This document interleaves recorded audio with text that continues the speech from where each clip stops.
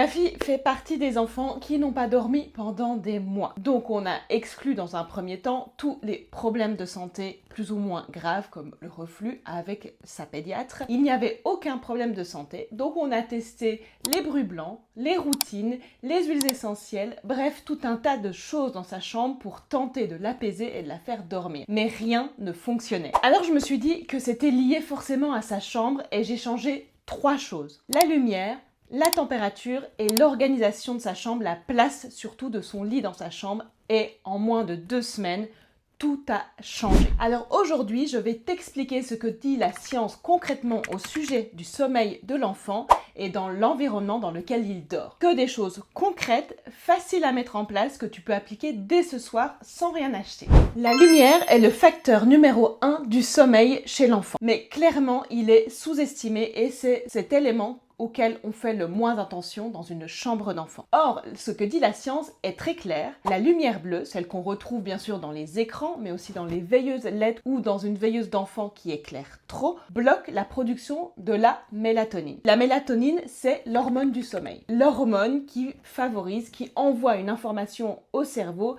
et qui lui dit qu'il est temps d'aller se coucher. Chez l'enfant, ce système est encore plus sensible que chez l'adulte. Donc il faut y prêter particulièrement attention pour que l'hormone du sommeil se déclenche chez l'enfant. Il faut favoriser un environnement propice à l'endormissement. Donc une lumière trop forte ou des écrans juste avant d'aller dormir chez l'enfant va potentiellement retarder son sommeil d'une demi-heure à 1 heure, voire plus. Alors, voici ce que tu peux faire concrètement pour aider ton enfant. Donc déjà, pas d'écran avant d'aller dormir et si possible, pas d'écran le soir en rentrant de l'école ou de la crèche. Deuxième chose, changer tes ampoules. Enlever les spots LED hyper blancs, hyper froids et mettre des ampoules avec une lumière chaude qui va être plus douce et moins stimulante pour le cerveau. Bien sûr, choisir une veilleuse avec une lumière tamisée ou mettre une guirlande lumineuse comme ici dans la chambre de ma fille. Et il y a aussi l'obscurité totale, donc choisir des rideaux occultants dans la chambre de ton enfant.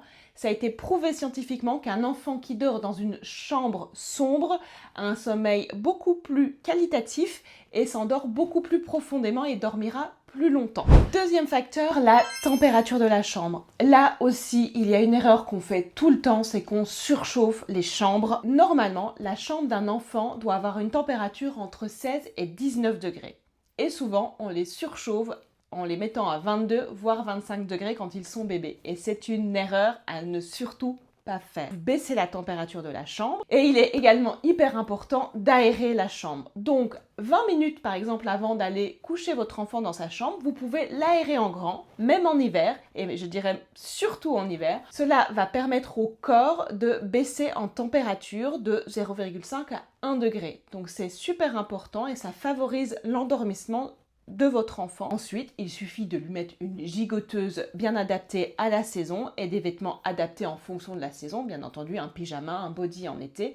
Et quand ils sont plus grands, je recommande le sac de couchage, comme ici dans le lit de ma fille, qui est la transition parfaite entre la gigoteuse et la grosse couette qui est parfois lourde et dans laquelle on retrouve souvent notre enfant découvert pendant la nuit. Troisième facteur, le bruit, ou plutôt l'absence de bruit lors de l'endormissement de votre enfant. Donc on parle beaucoup des bruits blancs pour les bébés, à utiliser avec parcimonie parce qu'il a été prouvé quand même que ça abîmait l'oreille interne des enfants. Donc vous pouvez, parce que certains bébés sont très nerveux et ça permet vraiment de favoriser l'endormissement. Ça ne doit pas devenir systématique. En tout cas, vous pouvez poser la question à votre pédiatre ou médecin traitant. Il est aussi important d'apprendre à votre enfant de s'endormir dans le calme, sans bruit blanc et sans stimulation. Donc mettez-le dans sa chambre et si possible la plus éloignée des bruits du quotidien et surtout pas avec la télé qui fonctionne juste à côté de sa chambre.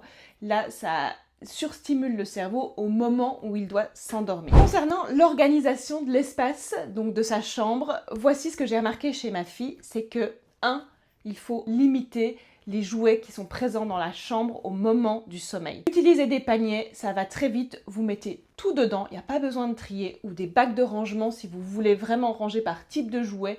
mais trouvez des solutions rapides et fonctionnelles pour que ça ne vous prenne pas des heures de rangement le soir au moment d'aller dormir et on est généralement nous aussi épuisés. Donc rangez sa chambre pour éviter que votre enfant n'ait envie d'aller jouer ou ça lui fasse penser à quelque chose qu'il a fait dans la journée. En fait, ça réactive le cerveau. Ensuite, n'utilisez pas de rouge dans la chambre d'un enfant. Je sais que le rouge bordeaux est en train de revenir à la mode dans la décoration, mais surtout, ne peignez pas un mur en rouge ou n'utilisez pas le rouge pour les rideaux dans la chambre de votre enfant, car ça stimule beaucoup trop le cerveau et ce n'est pas du tout propice pour l'endormissement. Donc une chambre rangée, évitez des couleurs comme le rouge dans la chambre et donc moins de stimulation pour le cerveau. Ce n'est donc pas une coïncidence si les chambres les plus apaisantes sont aussi celles qui sont les plus épurées. On ne parle pas là de tendance, mais c'est clairement les signaux que ça renvoie au cerveau pour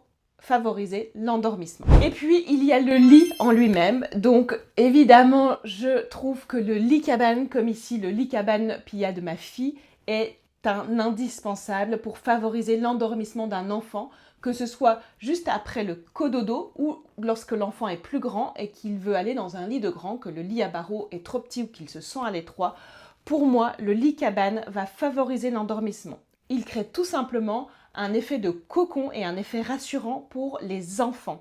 Le toit, le ciel de lit, la petite guirlande permettent de bien définir l'espace de sommeil et envoient les bonnes informations au cerveau de votre enfant. Tiens, je me retrouve dans mon lit avec cet effet cocon rassurant, alors mon cerveau va se détendre et je sais que c'est le moment d'aller dormir. Donc non, le lit cabane n'est pas du marketing, c'est physiologique et scientifiquement prouvé. Donc voici ce que tu peux mettre en place dès ce soir pour favoriser le sommeil de ton enfant. Tu peux éteindre les spots qui sont au plafond, ne pas mettre d'écran, si possible avoir des rideaux occultants, réduire, baisser la température de la chambre, ranger un maximum ses jouets et dans un second temps, acheter un lit cabane qui va favoriser l'endormissement de ton enfant. Donc voici les actions faciles à mettre en place, certaines ne coûtent rien, donc ça vaut vraiment la peine d'essayer pour que ton enfant s'endorme de manière sereine. Donc je suis passée par là, mais le sommeil de ton enfant n'est pas une fatalité. Il y a toujours des solutions à tester et à mettre en place pour trouver le bon environnement, celui qui va favoriser son sommeil. Moi, c'est Cyrielle, maman de 4 enfants.